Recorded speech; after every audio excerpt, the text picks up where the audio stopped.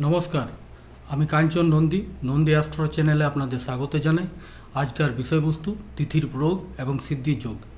তিথিকে 5 ভাগে ভাগ করা হয়েছে: নন্দা, ভদ্রা, জয়া, রিক্তা এবং পূর্ণা। নন্দা তিথি প্রতিপদ, ষষ্ঠী, একাদশী নন্দা তিথি। দ্বিতীয়া, সপ্তমী, দ্বাদশী ভদ্রা তিথি। তৃতীয়া, অষ্টমী, ত্রয়োদশী জয়া তিথি। চতুর্থী, নবমী, চতুর্দশী রিক্তা তিথি।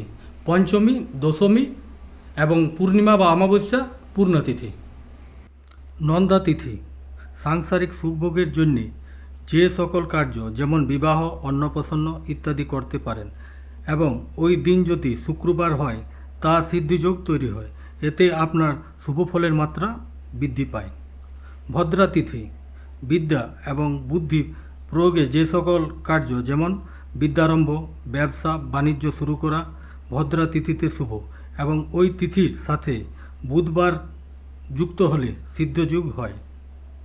জয়া তিথি নাম থেকে বুঝতে পারছেন, জয়া মানে জয়লাভ, শত্রুদের উপর বিজয় পেতে এবং কেস কাচারি করতে হলে জয়া তিথির প্রয়োগ করুন। এবং সেই দিন যদি মঙ্গলবার হয় তবে জয়ের মাত্রা বৃদ্ধি পাবে।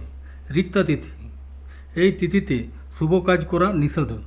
এই তিথির নানা রকম অশুভ কার্য করা হয়, যেমন তন্ত্রমন্ত্র প্রয়োগ, বশীকরণ, চৌর্যক্রিয়া, এবং ওই দিন যদি শনিবার হয় তবে তা সিদ্ধিযোগ হয়। পূর্ণা তিথি ওই তিথিতে যে সকল কাজ আপনি কমপ্লিট করতে চাইছেন তা করুন। পূর্ণ তিথিতে বৃহস্পতির দিন হলে সিদ্ধিযোগ হয়, এবং অমাবস্যা তিথিকে বাদ দিবেন। আপনি যদি আরও শুভভাবে কাজ করতে চান তবে চন্দ্রের বল দেখতে হবে।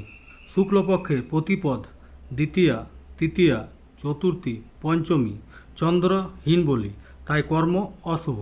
শুক্লপক্ষের ষষ্ঠী, সপ্তমী, অষ্টমী, নবমী, দশমী চন্দ্র মধ্য বলি, তাই কর্ম করা মধ্যম ফল। শুক্লপক্ষের একাদশী, দ্বাদশী, ত্রয়োদশী, চতুর্দশী পূর্ণিমা চন্দ্র পূর্ণ বলি, তাই কর্ম করা শুভ। এবং কৃষ্ণপক্ষের প্রতিপদ, দ্বিতীয়া, তৃতীয়া, চতুর্থী, পঞ্চমী চন্দ্র বলবান, তাই কর্মফল শুভ। কৃষ্ণপক্ষের ষষ্ঠী, সপ্তমী, অষ্টমী, নবমী, দশমী চন্দ্র মধ্যম, তাই ফল মধ্যম। কৃষ্ণপক্ষের একাদশী, দ্বাদশী, ত্রয়োদশী, চতুর্দশী অমাবস্যা চন্দ্রহীন বলি, তাই কোনো কর্ম করা অশুভ। নমস্কার।